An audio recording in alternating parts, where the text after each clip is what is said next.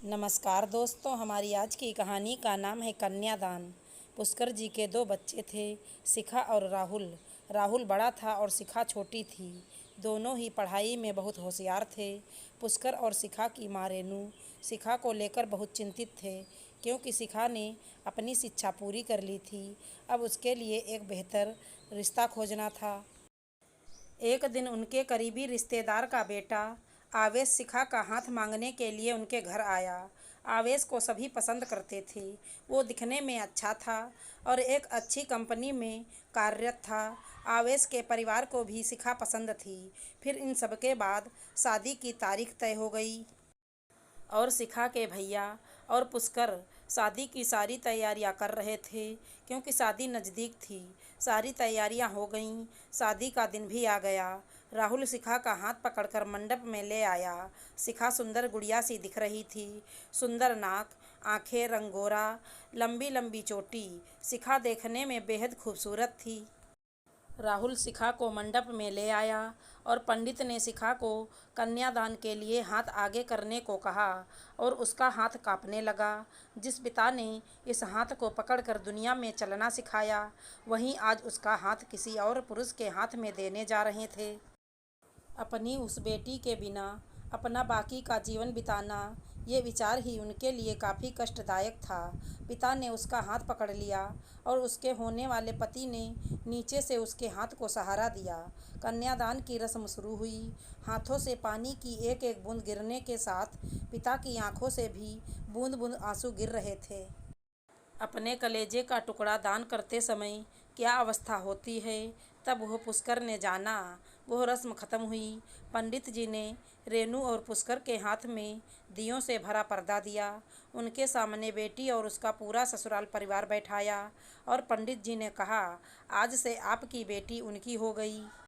उनसे कहो कि उसका अच्छे से ध्यान रखें। शिखा अपने मायके वालों के लिए एकदम पराई हो गई। उसकी आंखों में आंसू भर आए।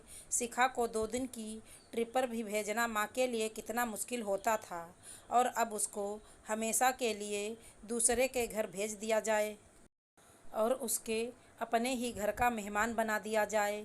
यह बात अब माँ को समझ आ रही थी। उस रस्म के बाद दूल्हा गेट पर आ गया। पंडित जी ने आवाज़ दी, लड़की के मामा लड़की को लेकर आओ।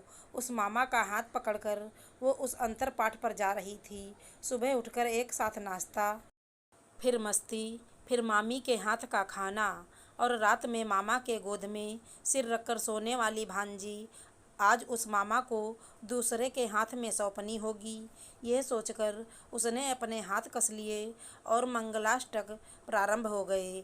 भाई दूज के दिन बिना कुछ मांगे मिलने वाला गिफ्ट, एक साथ फोड़े हुए पटाखे, टीवी कौन देखेगा, इस पर झगड़ा और दादाजी के गुजर जाने के बाद उन दोनों का गले लगकर रोना।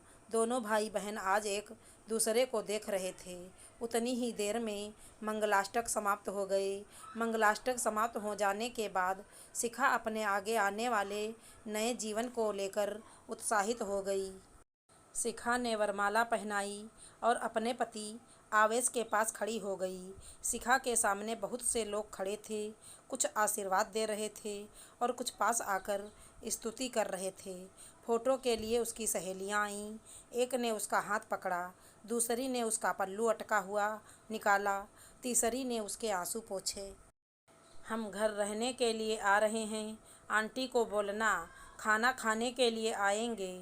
उसे उस एक कमरे की आवाज़, एक दूसरे के अधिकार और वह दिन याद आ गए जब वे एक साथ रहती थी। अचानक पति आवेश ने कहा कि तुम चारों की तस्वीरें ले लो, मैं साइड में खड़ा हो जाता हूँ।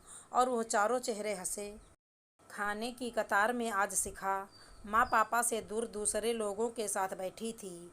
खाना खाने के बाद पंडित जी ने गौरी हार की पूजा करने के लिए बुलाया।